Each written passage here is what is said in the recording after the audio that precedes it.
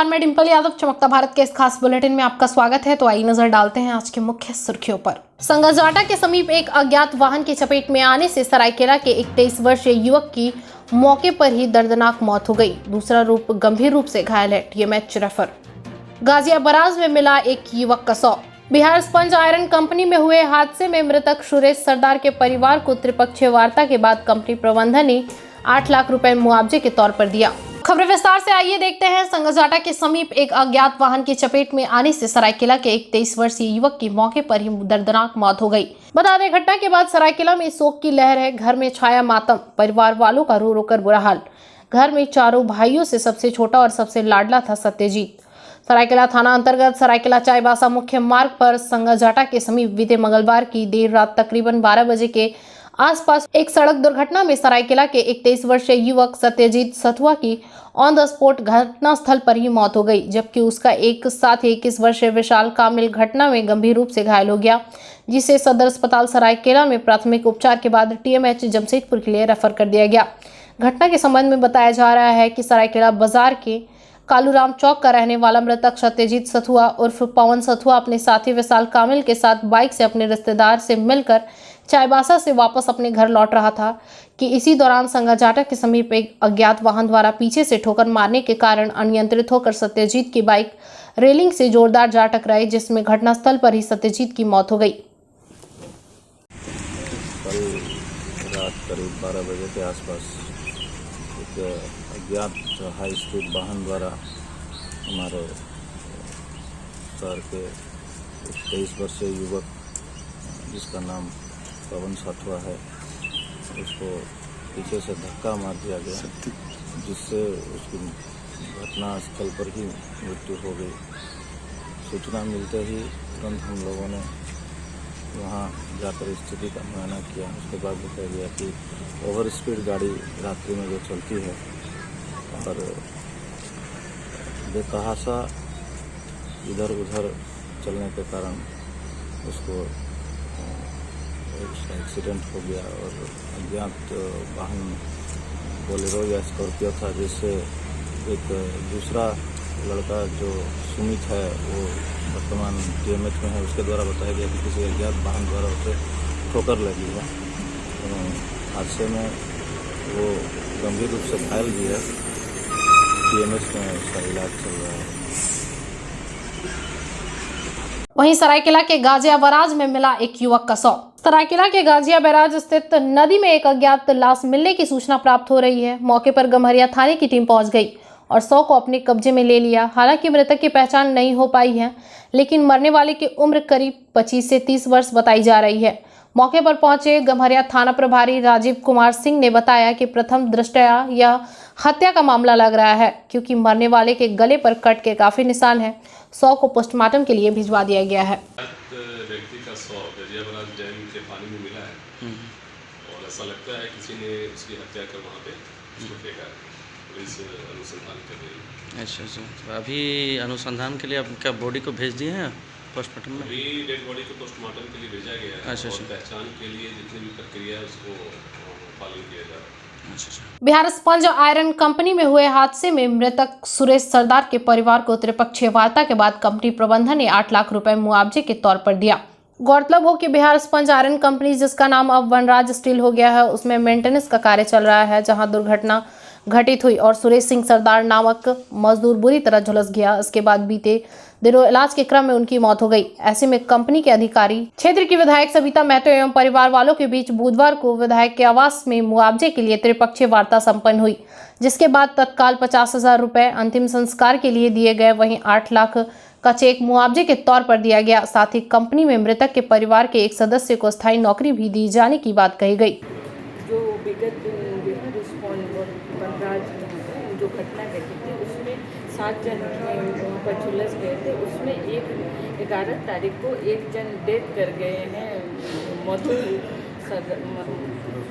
सुरेश सरदार जो डेथ कर गए हैं। उसी का आज कंपनी वाला और उनका ग्रामीण परिवार उनका पिताजी और भाई जो 8 लाख से उन लोगों का समझौता हुआ और कुछ तो लगभग 8.5 लाख जो श्राद्ध का में भी कुछ वहाँ पर दिए जाएंगे, जो भी खर्चा होगा उसी का। और एक वहाँ का वो जो छोटा भाई है उनके लिए एक नौकरी का बात हुआ और अभी डेड बॉडी हॉस्पिटल में है और अभी वो लोग अपना गाड़ी करके उन डेड बॉडी को पहुँचा भी अपना गाँव पहुँचा देंगे। तेलको क्षेत्र के महानंद बस्ती के लोग बिजली की विकट समस्या से त्रस्त कह रहे हैं आंदोलन की बात। गौरतलब हो कि जमशेदपुर शहरी तथा ग्रामीण इलाकों में जहां भी सरकारी विद्युत आपूर्ति की जाती है, अमूमन गर्मियों के दिनों में इन क्षेत्रों में निवास करने वाले लोग बिजली संकट से जूझते हैं। 24 घंटे में इन्हें 5 से 6 घंटे ही बिजली मिलती है, जिससे बच्चों की पढ़ाई को लेकर तमाम कार्य बाधित होते हैं। इन दिनों गर्मी चरम सीमा पर है, पारा 43 डिग्री पार हो चुका है। ऐसे में बिजली नहीं मिलने पर लोग परेशान हैं। क्षेत्र की महिला समिति ने विगत वर्ष अक्टूबर माह में ही बिजली समस्या को दूर करने संबंधित मांग पत्र विद्युत विभाग को सौंपा था, लेकिन इसका कोई लाभ नहीं हुआ और बिजली संकट ज्यों की त्यों बनी हुई है। बिजली रात भर में गायब रहती है, 2 मिनट के लिए आती है और बिजली कट जाती है। दिन में जब दोपहर होती है तो बिजली गायब रहती है। हम लोग को 24 घंटे में 5 घंटे भी बिजली नहीं मिलती है, जिस कारण से हम लोग रात और दिन बिजली के कारण समस्या से जूझ रहे हैं। गर्मी इतनी काफ़ी है कि गर्मी से हम लोग काफ़ी परेशान हैं। ना हम लोग के पास में ठंडा पानी मिल पाती है, ना हमको कोई सुविधा है। हम लोग का टीना एल्वेस्टर का घर है, हम लोग गरीबी से जूझ रहे हैं। हम लोग बिजली से काफ़ी दिक्कत में हैं। अगर इसको हम लोग को समझौता नहीं किया जाए तो हम अक्टूबर में GM साहब को दिए थे लेटर, और फिर हम दोबारा इसको मांग करते हैं महिला समिति महानंद बस्ती विकास समिति से कि अगर इसको नहीं सुधारा जाएगा तो इसका दोबारा लेटर हम देंगे और इसके लिए हम आगे कदम बढ़ाएंगे। क्या नाम आपका?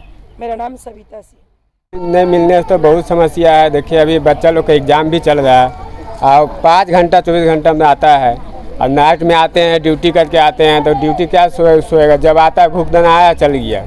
24 घंटा में 5 घंटा दे रहा है, क्या कि कल भी रात भर हम लोग जगे रहे हैं। और इतना मच्छर काटता है और पूरा टीना के है। अब रूम में भी जाता है तो कोई बच्चा नहीं, नहाते रहता है तो पानी की भी समस्या है। यहाँ पानी भी नहीं है तो चापाकल से पानी ले जाते हैं, नहाते हैं, सोते हैं। लाइन का बहुत परेशानी होता है। अब ये साल नहीं है, हर एक साल जब गर्मी आएगा यही हाल है, यही हाल है। और क्या बोले। चुनाव को लेकर उपायुक्त ने जिले के सभी वीडियो सीओ और BLO सहित संबंधित अधिकारियों के साथ बैठक की। बता दें, गांव की सरकार को लेकर अधिसूचना जारी हो चुकी है। उधर चुनाव की प्रक्रिया भी जिला प्रशासन ने शुरू कर दी है। चुनाव आचार संहिता लगते ही चुनाव के तारीख के ऐलान होते ही उपायुक्त ने जिले के सभी वीडियो सीओ और BLO सहित संबंधित अधिकारियों के साथ बैठक शुरू कर दी है। वैसे चुनाव शांतिपूर्ण और निष्पक्ष हो, इसको लेकर आज फिर उपायुक्त कार्यालय में बैठक की गई, जिसमें उपायुक्त ने जिले के सभी ब्लॉक, प्रखंड और पंचायत के अधिकारियों के साथ बैठक की और चुनाव आयोग के आदेशानुसार जो गाइडलाइन राज्य सरकार ने दी है वह अधिकारियों तक शेयर किया गया। डॉक्टर जुझार माझू को अगले आदेश तक पूर्वी सिंहभूम जिले का सिविल सर्जन प्रभार दिया गया। बता दें, डॉक्टर जुझार माझी RCH पदाधिकारी को स्वास्थ्य विभाग ने अगले आदेश तक पूर्वी सिंहभूम जिले के सिविल सर्जन बनाया। वहीं सिविल सर्जन ने कहा कि सभी का सहयोग से बेहतर काम करने का एक मौका मिलेगा और अच्छा वातावरण देने का प्रयास करेंगे। थोड़ा मोड़ा जो कमी है उसे पूरा करने का काम करेंगे। हर मरीज को संतुष्ट और उचित इलाज करके भेजेंगे और मरीज को एक अच्छा वातावरण देने का प्रयास करेंगे। जहां एक तरफ तमाम निजी अंग्रेजी माध्यम के विद्यालय स्कूली छात्रों को आधुनिक युग की शिक्षा दे रहे हैं, वहीं जमशेदपुर शहर में एक ऐसा भी स्कूल है जो छात्रों को आधुनिक शिक्षा के साथ साथ भारत की संस्कृति और बौद्धिक ज्ञान भी प्रदान कर रहा है। बता दें, जमशेदपुर शहर के बिष्टुपुर स्थित चिन्मया विद्यालय में ये शिक्षा छात्रों को दी जा रही है। स्कूल में छात्रों के लिए अलग से वर्कशॉप करवाया जा रहा है, जहां भारत की संस्कृति एवं वैदिक ज्ञान दी जा रही है। स्कूल के छोटे छोटे छात्रों को इसमें शामिल किया जा रहा है। स्कूल के प्राचार्य के अनुसार अगर हम केवल पश्चिमी सभ्यता की शिक्षा देंगे छात्रों को तो छात्र छोटे उम्र से ही अपनी संस्कृति और सभ्यता को भूल जाएंगे, जिस कारण स्कूली शिक्षा में इसे शामिल किया गया है ताकि छोटे उम्र के छात्रों को शुरुआती से ही अपनी संस्कृति और सभ्यता का ज्ञान रहे, ताकि बड़े होकर वे आधुनिक शिक्षा और अपनी संस्कृति दोनों को साथ लेकर चले।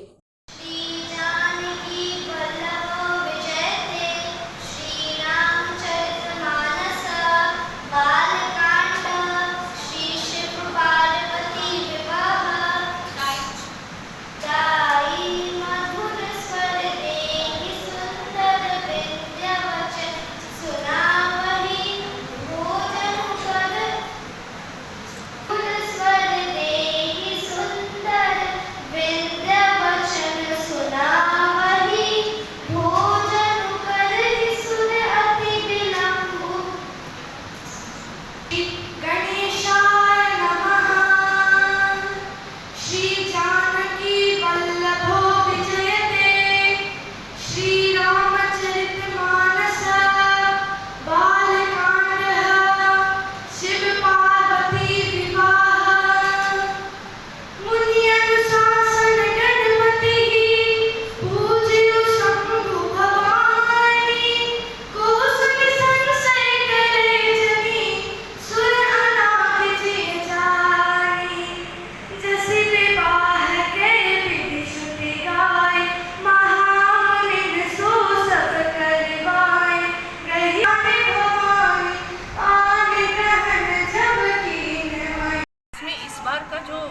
प्रसंग था वह था शिव पार्वती विवाह, और बच्चों ने उत्साहवर्धक काम किया और बहुत अच्छे से इन लोगों ने प्रस्तुति की।